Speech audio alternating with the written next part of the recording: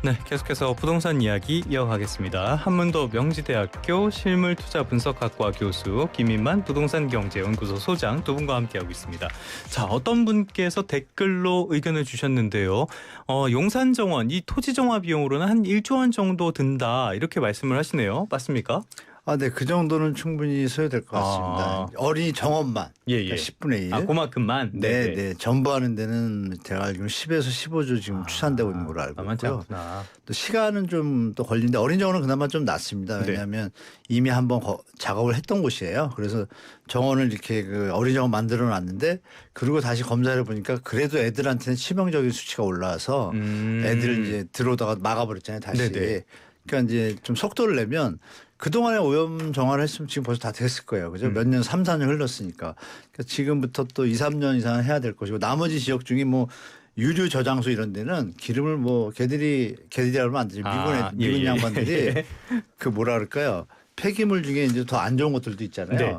그런 것들을 그냥 밑에다 쌓아두니까 그게 다 지하로 내려가서 지하수들이 다 오염 정도가 좀 심각한 거로 제가 알고 있거든요. 비용도 비용인데 시간도 걸리겠네요. 그런 부분은 10년 이상 걸린 거로 제가 알고 있어요. 그래서 전체적으로 하는 데는 시간이 좀 많이 걸릴 것 같습니다. 알겠습니다. 자, 이런 것들도 어떻게 변수가 될 수 있을 것 같은데요. 11시쯤에 김윤덕 장관, 오세훈 시장 만나고 그 이후에 브리핑도 예정돼 있다는 소식이 전해지고 있습니다. 어떤 내용이 들어올지는 조금 더 관심을 지켜봐야 될 것 같은데 잘 될 것 같지는 않아요. 아무튼 8.3 세제 개편 직후에 두 분 저희 방송에 한번 모신 적이 있었는데 한 교수님께서 이제 난장판 될 거다 걱정을 많이 하셨어요. 지금 시장 상황, 지난주 부동산 어떤 주간 통계 같은 것도 나왔는데 난장판 된 거 맞습니까? 교수님 지금 상황 어때요?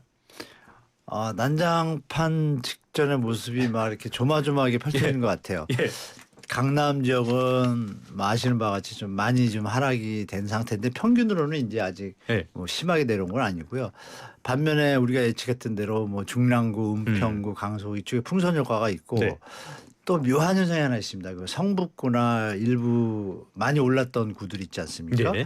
그런 데들은 하락으로 돌아섰어요. 왜 그런가 봤더니 이게 많이 올랐기 때문에 그런 것 같아요. 그러니까 과도하게 올랐던 지역들은 조정 국면은 강남처럼 좀 따라가는 경향이 있고 그것만큼 못 따라 올랐던 지역들은 상대적으로 좀 저평가라고 느끼는 구매 수요자들이 그쪽으로 옮기는 것 같아요. 그래서 시장이 묘하게 예전엔 두 개로 구분되는데 지금 세 섹터로 좀 구분이 돼가지고 이걸 조금 더 지켜봐야 될 것 같습니다. 대출 확대가 앞으로 어떻게 이어질지 뭐 이런 것들하고 조금 더 지켜보고 세제 개편안이 또 이제 마무리되면 다시 조정해서 나올 거잖아요. 그거에 따라서 또 시장이 또 변할 수 있어가지고 그래서 이제 어떻게 시장이 좀 약간은 난장판은 되지 않았고 그런 기미를 정부가 좀 잡으려고 애쓰는 것 같아요.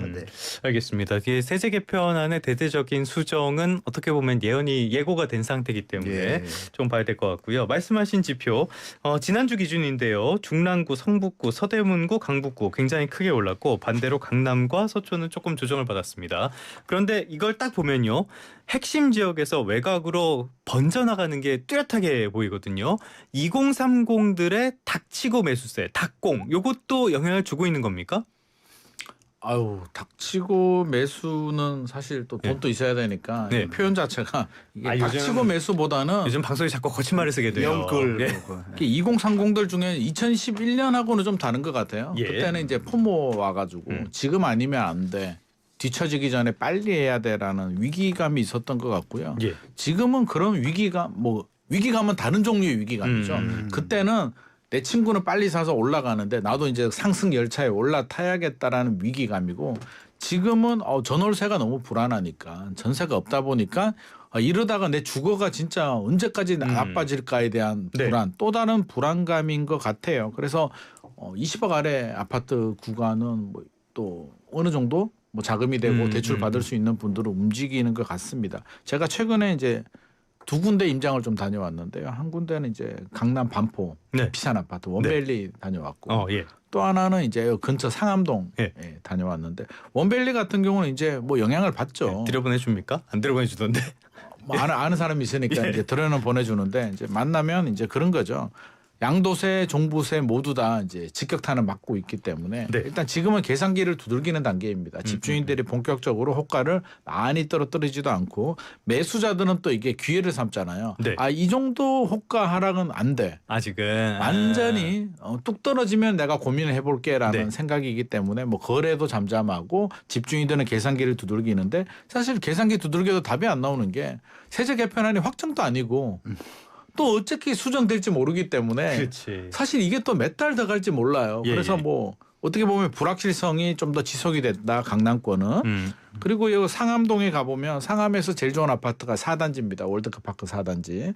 그 아파트가 최근에 17억 5천 원에 거래가 됐습니다. 전용 84가. 네. 신고가죠. 최고 가격이 이제 갱신이 됩니다. 제일 좋은 게. 그래서 4단지 외에 나머지 단지들은 전용 84가 14억대도 아직도 뭐 있어요.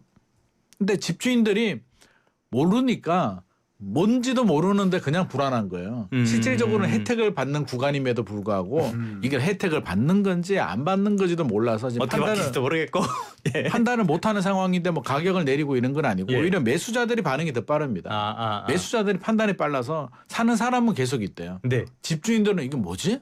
이번 세제 개편은 뭐야? 아직 답을 못 내리는 상황이기 때문에 이 20억 아래 구간들은 앞으로도 계속 불안할 가능성이 높다. 고가 아파트 시장은 많이 올랐으니까 네. 좀 안정되는 게 정상 아니겠습니까? 그렇죠. 뭐 올라도 너무 올랐으니까. 그러니까요. 2030의 지난달 생애 최초 주택 구매가 4년 8개월 만에 최다를 기록했다고 해요. 이런 걸 보면은 지금 안 사면 영원히 못 산다. 이런 개념이 좀 있는 것 같은데요.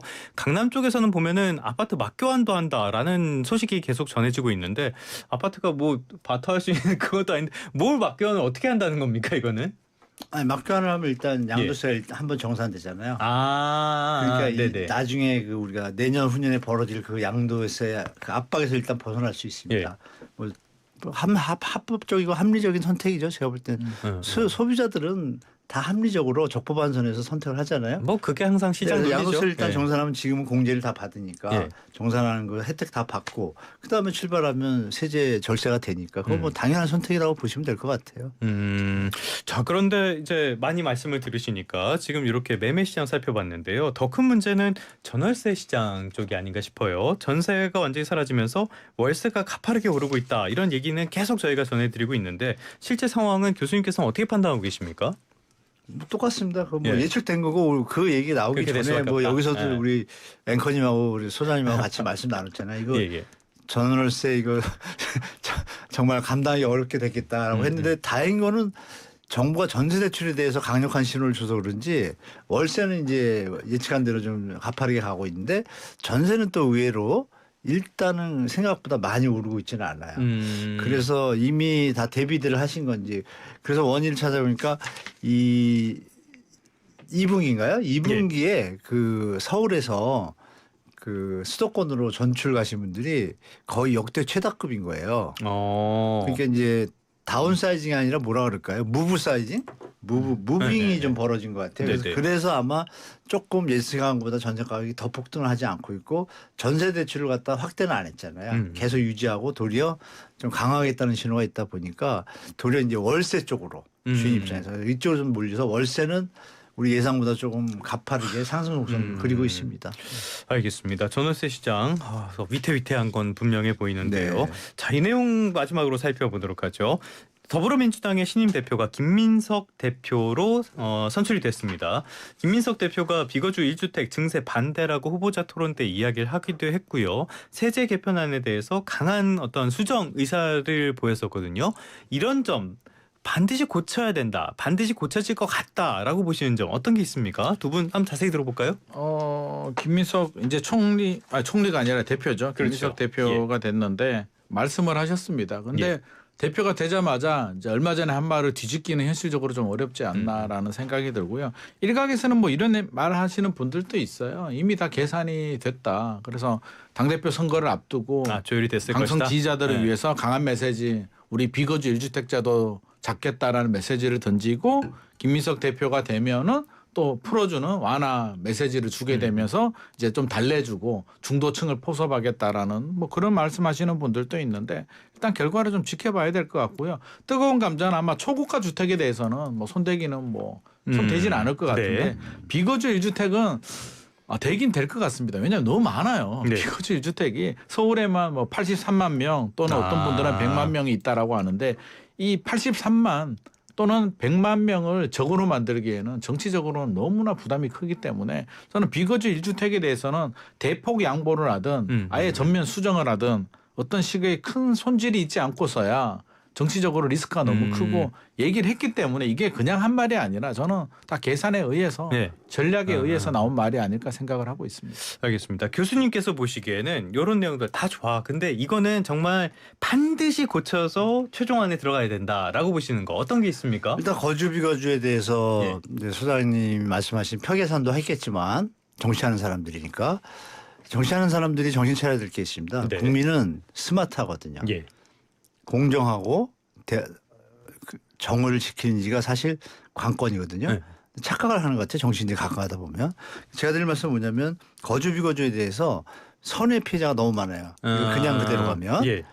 뭐 사례를 말씀드리기는 좀 시간이 걸리니까 그런 분들에 대한 리스트를 국가가 공개적으로 거주 비거주에 나는 투자나 투기 개념이 그러니까 정부가 원하는 거는 투자 투기를 줄인다는 얘기잖아요. 그렇죠. 예. 그거에 해당되지 않는다라고 아우성 씨는 국민들의 목소리를 들어야 되는 거예요. 그러면 예전에 했던 뭐 전형적인 뭐 학교 뭐 학생 그리고 취업 이런 거는 뭐 너무나 잘 알고 있는 거예요 이미.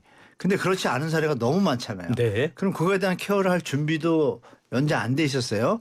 그럼 국가가 공모하듯이 우리가 정책을 던졌는데 선의 피해자를 맡겠습니다. 사례를 다 던져주시면 다 구제하도록 하겠습니다. 투자나 투기 쪽이 아니라고 판단되면 이렇게 하면 사례가 많이 올 것이고 매뉴얼 만들어서 공포해주고 다 구제를 해주면 정말 투자 투기하는 분들만 압박을 받으면 누가 와도 괜찮을까. 그러니까 이 부분을 좀 이렇게 하고 네네.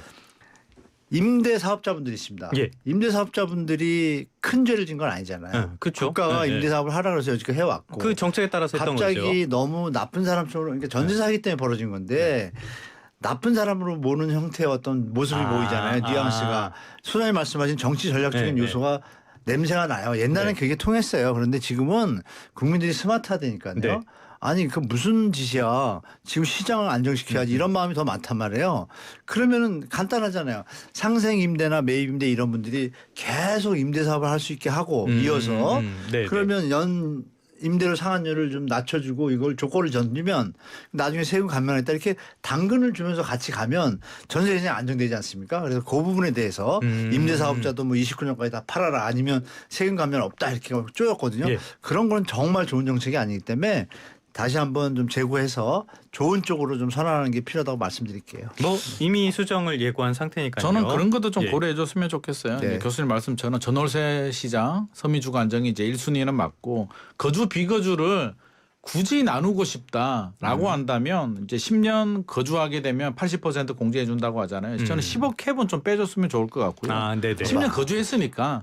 그리고 10년 보유를 10년 거주와 동일한 개념으로 두기가 불편하다면 15년이나 20년 보유한 사람한테 혜택을 주는 게 옳지 않겠습니까? 뺏지 말고. 그래서 기간을 좀 조정하는 방안도 좋은 방안이 아닐까 생각을 합니다. 제대로 검토 좀 해주셨으면 감사하겠습니다. 오늘은 한문도 명지대학교 실물투자분석학과 겸임교수 김인만 부동산경제연구소장 두 분과 함께했습니다. 오늘 말씀 고맙습니다. 감사합니다.